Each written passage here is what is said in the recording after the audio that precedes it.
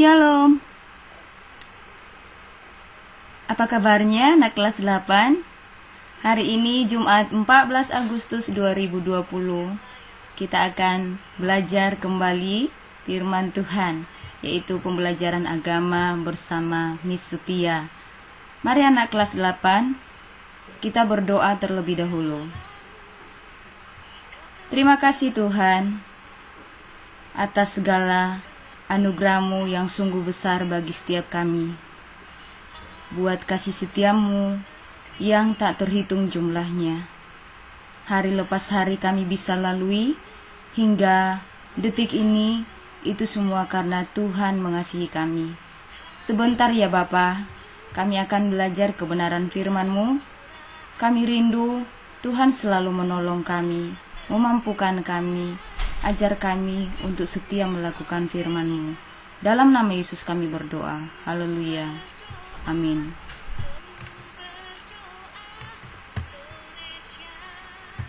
Baiklah, hari ini kita belajar bahwa Yesus juru selamat dunia.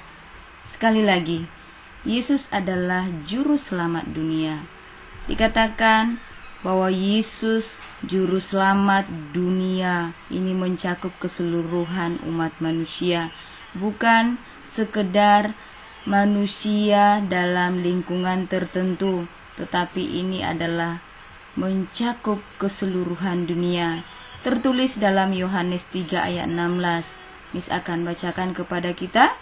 Karena begitu besar kasih Allah akan dunia ini, sehingga Ia telah mengaruniakan anaknya yang tunggal, supaya setiap orang yang percaya kepadanya tidak binasa, melainkan beroleh hidup yang kekal. Anak kelas 8, benar tidak? Banyak hari ini manusia, banyak hari ini orang takut mati. Waduh, kenapa ya? Kok takut mati? Apa yang membuat mereka takut mati? Tentu ada yang menjadi alasan seseorang kenapa takut mati. Tetapi orang percaya tidak perlu takut mati ya. Alasannya orang takut mati adalah karena kemungkinan iman yang mereka miliki itu tidak memiliki kepastian. Sekali lagi, karena kemungkinan iman yang mereka miliki itu tidak memiliki kepastian. Nah, kalau kita menganut agama kita, tentu dalam kita percaya kepada Allah yang kita percaya, tentu saja kita memilih yang pasti-pasti ya. Jadi kepastian itu benar adanya di dalam kita mengikut Tuhan Yesus Kristus. Orang yang sudah percaya memilih percaya kepada Tuhan Yesus Kristus adalah berbicara tentang kepastian selamat ya. Tuhan Yesus datang ke dunia, Dia benar-benar menyelamatkan umatnya. Inti dari doktrin pembenaran, kita sekarang belajar tentang pembenaran, yaitu tentang pembenaran oleh iman. Pembenarannya itu manusia selamat hanya karena anugerah Tuhan, bukan dengan usaha manusia itu sendiri. Nah, jelas sekali ya. Seberapa besarkah dan seberapa banyakkah kita sudah melakukan usaha untuk menyelamatkan kita, itu pasti saja gagal. Kenapa? Namanya manusia, jika dia berpegang dengan usaha maka masuk surga. Nah, itu salah besar, karena usaha manusia bukanlah usaha yang benar ya. Usaha manusia itu terbatas dan sangat tidak bisa dibenarkan. Yang bisa menyelamatkan kita hanyalah anugerah Tuhan. Kematian Tuhan di kayu salib, darahnya tercurah untuk menebus kita manusia berdosa. Jika kita memilih percaya kepada Tuhan, maka kita akan diselamatkan olehnya. Perhatikan, karena ketidaktaatan satu orang, yaitu Hawa, lalu kepada Adam, semua manusia hingga kita saat ini adalah dikatakan tanpa terkecuali adalah manusia berdosa. Ingat, tak ada satu orang pun manusia yang tidak berdosa. Bahkan dikatakan bayi yang lahir ke dunia itu sudah disebut berdosa. Karena apa? Karena kita memang sudah menjadi orang berdosa. Ini diakibatkan oleh ketidaktaatan satu orang. Ya, masih ingat kisah Adam dan Hawa ya?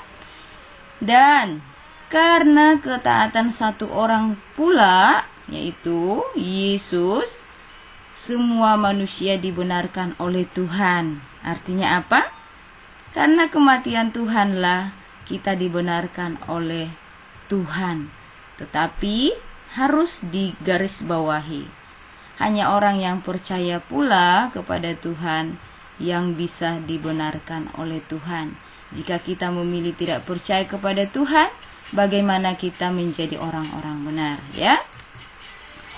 Ada tokoh reformasi gereja di sini disebutkan ya,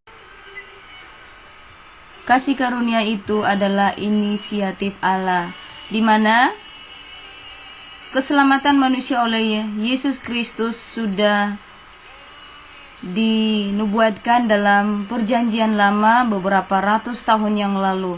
Ini merupakan inisiatif Allah. Kenapa? Karena kejatuhan manusia ke dalam dosa tidak bisa lagi dibiarkan semakin lama ya. Jadi hanya karena kasih Yesus Kristus, kematiannya di kayu salib yang bisa menyelamatkan kita. Makanya ini yang menjadi pilihan Allah, mengutus Yesus Kristus. Selanjutnya, konsep kasih karunia itu bahwa orang percaya bertumbuh melalui Roh Kudus. Benar sekali. Jadi kita yang sudah percaya kepada Yesus Kristus, kita akan bertumbuh dengan kekuatan dan topangan Roh Kudus. Sekarang kita masuk kepada iman dan pertobatan. Apakah itu iman? Kita sudah berulang kali belajar tentang iman yang tertulis dalam Ibrani 11 ayat 1. Dalam bahasa Yunaninya, iman disebut pistis, yaitu percaya. Iman tanpa perbuatan adalah mati, artinya iman dan pertobatan itu sejalan. Jika kita beriman tanpa pertobatan, tanpa tindakan, itu sama dengan iman konyol, iman yang bodoh. Tetapi jika kita percaya kepada Tuhan Yesus, hendaklah kita menyertainya dengan tindakan-tindakan kita. Maka itulah yang disebut dengan iman yang hidup, ya. Jadi anak kelas 8 harus paham, kita tidak cukup hanya percaya begitu saja kepada Tuhan tanpa kita sertai dengan tindakan-tindakan kita, itu sama halnya kosong. Jadi kedua-duanya berkaitan, tidak bisa dipisahkan satu dengan yang lainnya.